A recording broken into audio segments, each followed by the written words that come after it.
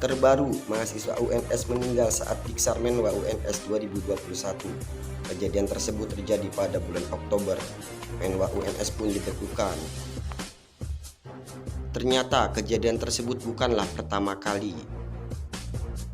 Kasus diksar resimen mahasiswa Menwa UNS 2013 yang selama ini coba ditutupi dan para pelakunya masih menghirup udara bebas tanpa peradilan dan rasa bersalah. Akun Novaria Putri Yudianti di Twitter, tragedi Menwa UNS 2013. Setelah berpikir panjang, akhirnya aku memutuskan untuk speak up di Twitter. Tragedi Gilang bukanlah yang pertama kali terjadi. Mohon maaf kalau dalam thread ini ceritanya belepotan, aku nggak pinter storytelling. Akun Novaria Putri Yudianti menjelaskan, tahun 2013 juga pernah ada korban meninggal, tapi nggak ada tindak lanjut karena hukum karena keluarga sudah mengikhlaskan. Nggak ada tindakan autopsi dan pihak kampus minta diselesaikan secara kekeluargaan tanpa ribut-ribut. Semua pihak diminta bungkam supaya nggak tercium media. Semua demi nama baik kampus, karena ini kan lingkungan kampus, bukan lingkungan akademi militer. Ya aku pikir nggak akan ada tindak kekerasan. Sayang, faktanya nggak seindah pemikiranku. Kenyataan di lapangan bagaikan di neraka. Total 3 minggu diklat PGP, aku bakalan ceritain kekerasan apa aja yang aku alami. Minggu pertama masih santai, peserta masih bisa pulang ke rumah masing-masing karena pendidikannya dari pagi sore aja. Panitia masih kalem, hukuman sebatas latihan fisik doang, suasana masih ceria, tekanan mental belum begitu terasa. Minggu kedua, mulai kelihatan aslinya. Waktu pertama kali ditampar rasanya spesialis kayak nggak nyangka ternyata bakalan ada tindak kekerasan. Kekerasan yang aku alami di minggu kedua yaitu ditampar berkali-kali dan dipopor senjata. Hukuman ini punya sebutan masing-masing, ini seingatku aja ya. 1. Ditampar bolak-balik namanya kipas asmara. Berasa habis pakai blues on medok kalau kena hukuman ini. 2. Dipopor senjata namanya ranting jatuh. Ini cara hukumannya bagian popor replika senjata yang terbuat dari kayu dijatuhin ke kepala. Popor senjata yang aku lingkari merah. 3. Ditinju namanya extra jos. Kalau cowok-cowok lebih parah bisa sampai ditendang dan ditinju di muka juga. Lihat wajah teman-teman cowokku, ada yang bengap, terus ada yang sudut bibirnya sobek nggak sembuh-sembuh karena sering dipukuli di tempat yang sama. 4. Push up menggenggam. Ini kayaknya di menwa lain ada, bukan cuma di UNS aja. Jadi posisi push up biasa tapi tangan dikepalkan. Sounds easy, tapi bayangin itu push up-nya di kondisi aspal yang siang-siang kena panas. Bagian buku-buku jari udah sampai berdarah-darah.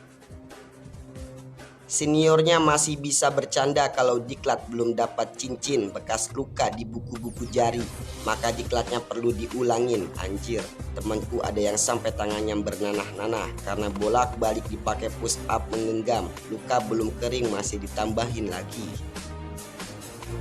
Bayangin aja rasanya, aku ada bekas begitu. Perlu diingat, walaupun masing-masing peserta dikasih helm baja, tetap aja berasa pusingnya karena walaupun senjata replika tapi bobotnya berat banget. Otak rasanya ikut bergoncang semua. Feelingku hukuman ini yang bikin almarhum Gilang meninggal dunia.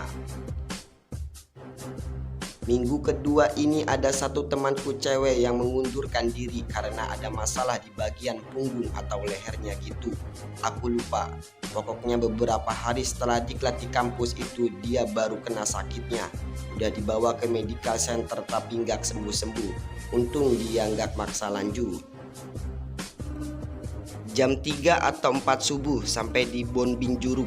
Tragedi besar dimulai. Teman seangkatanku bernama Rohim Harithah udah mengeluh sakit sejak 2 atau sehari sebelum long march.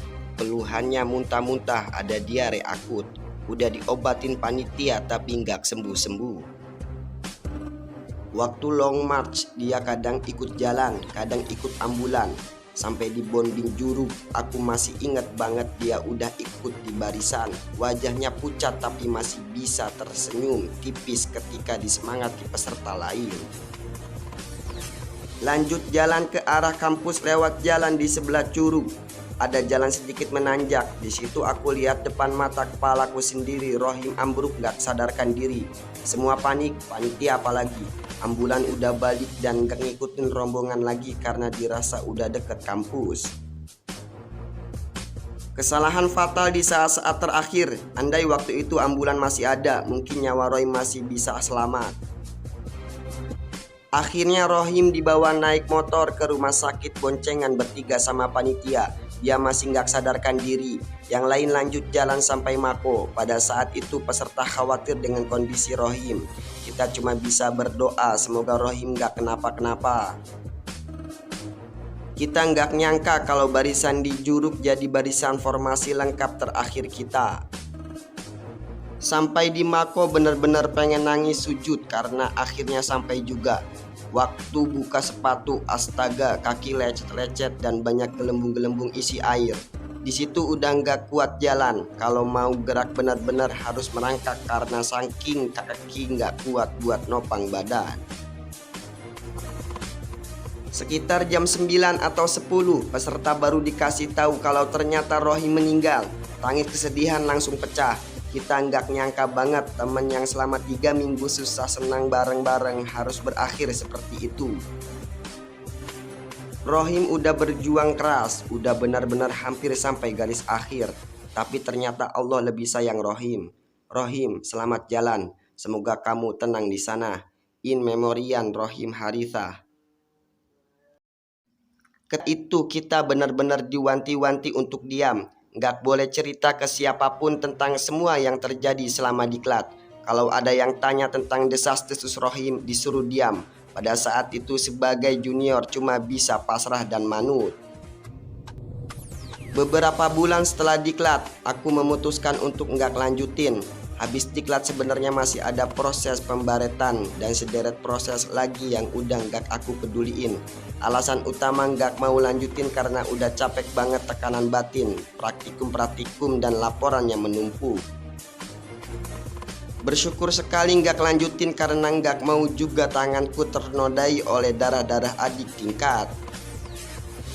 Itulah tragedi Menwa UNS 2013 yang ditulis Novaria Putri Yudianti.